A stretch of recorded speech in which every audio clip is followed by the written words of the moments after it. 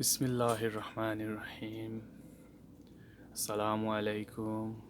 সম্মানিত দর্শক শ্রোতা, আজকে আমি আমার একটা এই যে খদু আগাম কিভাবে পিটেনে ধরানো যায় সেইটার একটা সিক্রেট তথ্য আপনাদেরকে দিব। এইটা হলো আমার গ্রিন হাউস, বুঝছেন? আমি জানুয়ারির দিকে গাছের বিচি ঘরের মধ্যে রোপণ করি।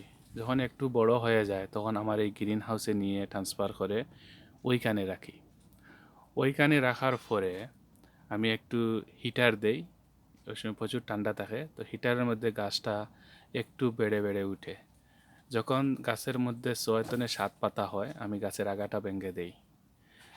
যখন আগা বেশি বেশি হয় ভেঙে দেই, কারণ ওখানে তো এই জায়গাতে কদুর গাছটাকে লম্বা করে তো আমার কিছুই আসবে না, কারণ ওখানে প্রচুর ঠান্ডা।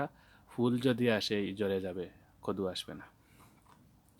আমি ওইটার ভিতরে রেখে দেই, তখন গাছটা বড় হয়। যখন এই বাইরের ওয়েদারটা একটু হয় তখন গাছটার গুঁড়ি বড় হয়ে যায়, গাছের গোড়াটা অনেক বড় হয়ে যায়। তখন গাছটা ঠান্ডার সাথে অ্যাডজাস্ট করে নেয়। তখন বাইরে বের করলে গাছটা মরে যাওয়ার সম্ভাবনা থাকে না। তাই আমি গ্রিন হাউসটাকে প্রাধান্য দিয়েছি এই ক্ষেতের জন্য। তো আপনারাও যদি এই রকম ক্ষেত করতে চান এই দেশে, আগাম যদি সবজি বাংলাদেশি লাউ পেতে চান, তাহলে এইরকম একটা গ্রিন হাউস কিনেন। কেনার পরে ওইখানে গাছ রোপণ করেন। এরপরে আপনাদের লফমেন্টে নিয়ে যান, বাইরে নিয়ে যান। তখন দেখবেন 1 থেকে 2 মাসের ভিতরে গাছটা বড় হয়ে যাবে আর কদু ফসল দেওয়া শুরু হবে। তো সম্মানিত দর্শক, আমি আজকে দেখাবো আমার গ্রিন হাউসের ভিতরে একটা গাছ রোপণ করেছিলাম। ওই গাছে এইটা লেইটে রোপণ করেছিলাম, কারণ আমি জানি এই গাছ থেকে আমি লেট পর্যন্ত কদু খাইতে পারবো, যতক্ষণ পর্যন্ত প্রচুর ঠান্ডা না আসবে। তো ওই দেখেন গ্রিন হাউসের ভিতরে একটা জিনিস হয় যে কদুগুলা খুব হেলদি হয়। এই দেখেন,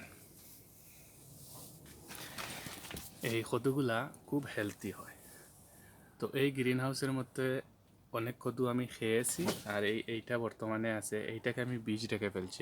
এইটা থেকে বিচি আগামী বছর রোপণ করব, এইটা আমি বীজ রেখে ফেলছি। আর এই দেখেন আরেকটা আছে অনেক বড় কদু, এই দেখতেছেন। তো এইখানে একটা আছে, তো ওইটা আমরা খেয়ে ফেলবো।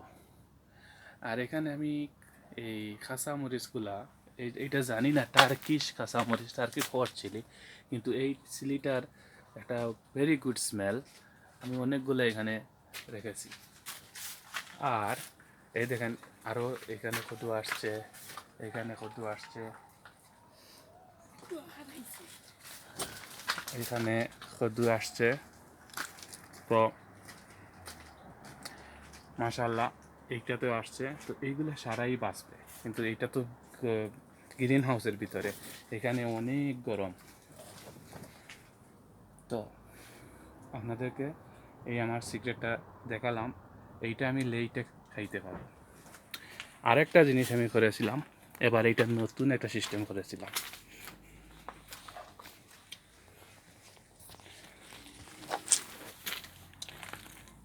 এই যে জায়গা দেখতেছেন,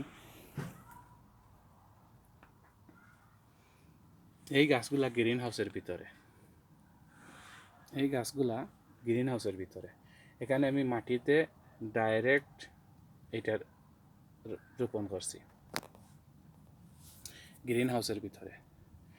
আমি গ্রিন হাউস থেকে এইটা এইভাবে এইভাবে করে এইভাবে করে এইটা আমি বাইরে নিয়ে চলে গেছি। বাইরে নেওয়ার পরে এখানে এত বড় একটা কদুর গাছ হয়েছে। তো এই গাছে প্রচুর কদু আমরা খেয়েছি। আর আরও অনেক কদু আসছে। এই দেখেন এখানে কয়টা আছে, এই দেখেন আরে কয়টা আছে, এই দেখেন, এই দেখেন অনেক কদু আছে। ওই পাশেও আছে, ওই পাশেও আছে। তো এইটা হলো, এইটা কিন্তু আমি এই ফেব্রুয়ারির দিকে এইখানে আমি গাছটা রুয়ে দিই। রোয়ার পরে এখানে গাছটা বড় হয়। এখানে আমি এই সমান জিনিস করেছিলাম, গাছের ডাল কেটে দিয়েছিলাম। দেওয়ার পরে এইখানে আমি কেটে দিয়েছিলাম। তো এই ডালটা, এই দেখেন, এই ডালটাও হয়েছে, ওইটার নিচে আমি কেটে দিয়েছিলাম। আস্তে আস্তে বড় হয়ে বাইরে গিয়ে গাছ বড় হয়েছে।